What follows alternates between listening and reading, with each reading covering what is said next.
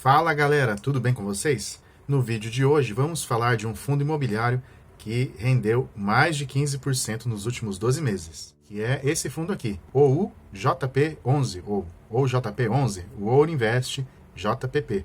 Fundo que está sendo negociado aí na casa dos R$ 96,00 e aí ó, nos últimos 12 meses rendeu 15,5%.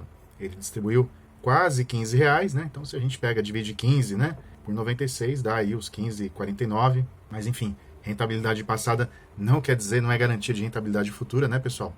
Mas chama muito a atenção.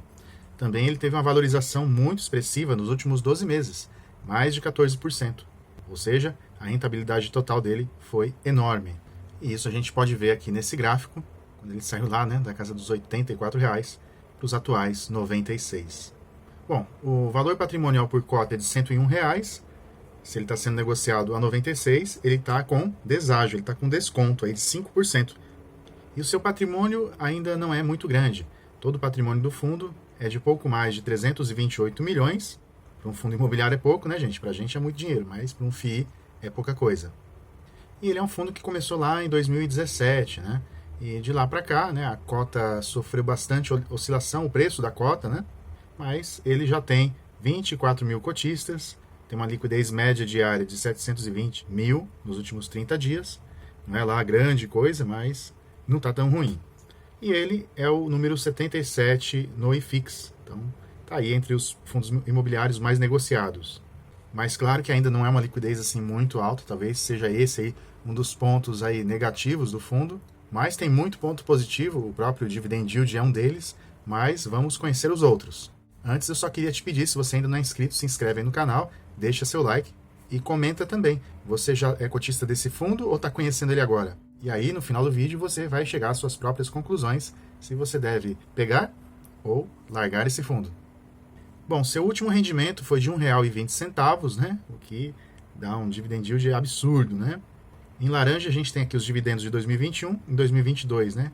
Teve uma queda agora por conta da deflação, mas se a gente olhar o histórico dos últimos 5 anos, os dividendos aumentaram, e isso é um baita ponto positivo. Um fundo que aumenta os dividendos é sempre bom, não é mesmo? Bom, ele é um fundo do quê? Ele é um fundo de papel, aqui ele está como segmento híbrido, mas basicamente ele investe em papéis, em dívida imobiliária. E isso a gente vai ver já já no relatório gerencial. Já caiu no gosto aí de 12 fundos imobiliários que tem cotas dele. Alguns, claro, são da própria casa, né? O OFF, meu amigo Barreto, o frentista investidor, eu sei que ele tem esse fundo na carteira. Tem também RBFF e o Ouro 11, que também é da Ouro Invest. E aí, onde que a gente busca mais informações? Aqui em comunicados, relatório gerencial, clicou ali dentro do site Status Invest, tem também lá no Funds Explorer, e aí a gente vem para cá, para o relatório, o último disponível é de outubro de 2022. Bom, e aqui logo de cara o gestor ele traz qual que é o objetivo do fundo.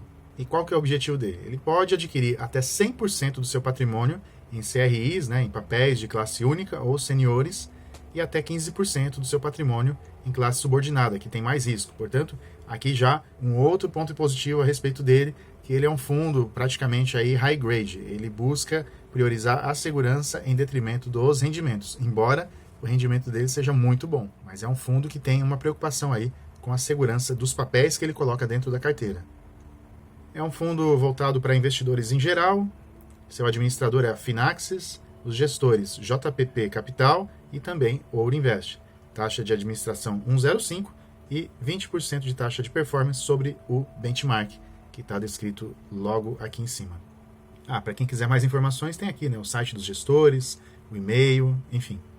E aqui tem a nota do gestor, em que ele traz, né, também informações relevantes a respeito do fundo.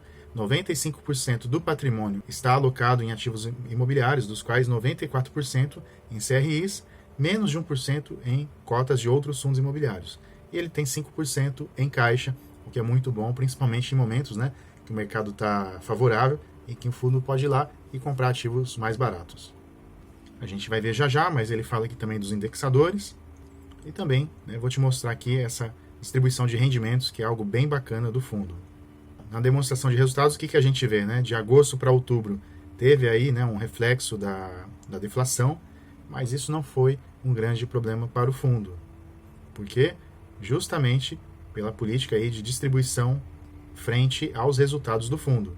Em alguns meses o fundo retém o resultado, e reter, né, algum resultado no mês que é melhor é bom, porque no mês que a coisa está mais apertada, o fundo consegue entregar um pouquinho mais aí de resultado.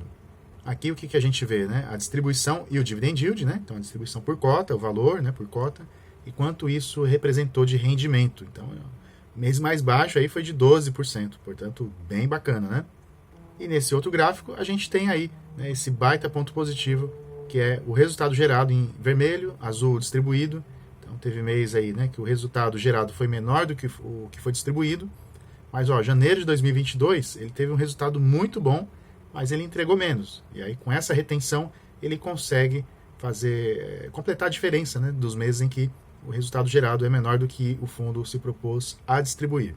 Aqui vemos a distribuição dos ativos, né? Então como eu já falei, 94% em CRIs, menos de 1% em cotas de outros fundos imobiliários, e tem também renda fixa.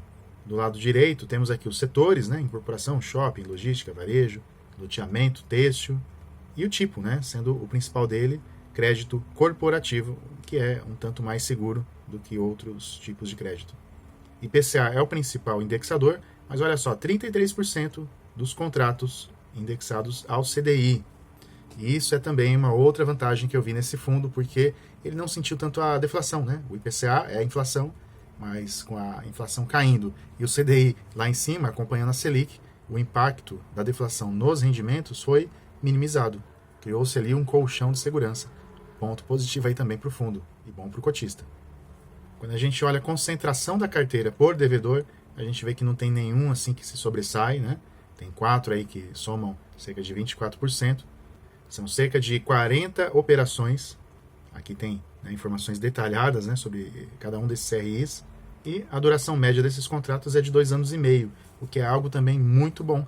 Ou seja, existe uma previsibilidade que em até 2 anos e meio todos os devedores paguem o fundo, e eles pagando direitinho o fundo, o cotista vai receber também esse fluxo de dividendos na sua carteira. Não comentou ainda? Então comenta o que você está achando do fundo até o momento, mas fica aí até o final. Distribuição do LTV, que é o Loan to Value. A gente sabe que quanto menor, melhor. E abaixo de 60%, a gente tem aí quase 60% dos contratos. O que significa que, mais uma vez, o fundo ele busca incluir contratos que tenham um nível grande aí de segurança.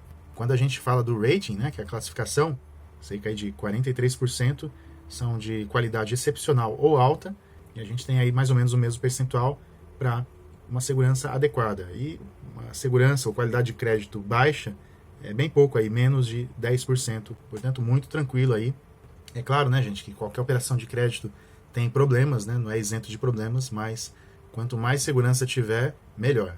E aí aqui a gente vê, né, o detalhe de cada uma dessas operações, tem algumas imagens, mas você pode consultar isso com mais calma, clicando no link aqui na descrição para acessar o relatório gerencial. Bom, mas fazendo aqui o comentário, né, esse vídeo não é de forma nenhuma, gente, uma recomendação de compra ou venda, mas o que eu vi aqui que não foi tão bom assim em relação ao fundo. A questão da liquidez ainda não é tão grande, embora o número de cotistas já seja um número aí considerável. Também pesa o fato aí de que talvez, né, a gestora não é assim tão conhecida do mercado, então não é um fundo que talvez você vai incluir imediatamente na carteira, precisa procurar saber um pouco mais. Não só com esse, né, gente, com todos, mas eu vi vários pontos positivos dele aqui. Outro ponto negativo é que o patrimônio ainda não é tão grande, né? 300 milhões não é nada para um fundo imobiliário, mas ele é maior aí do que muito fundo famoso.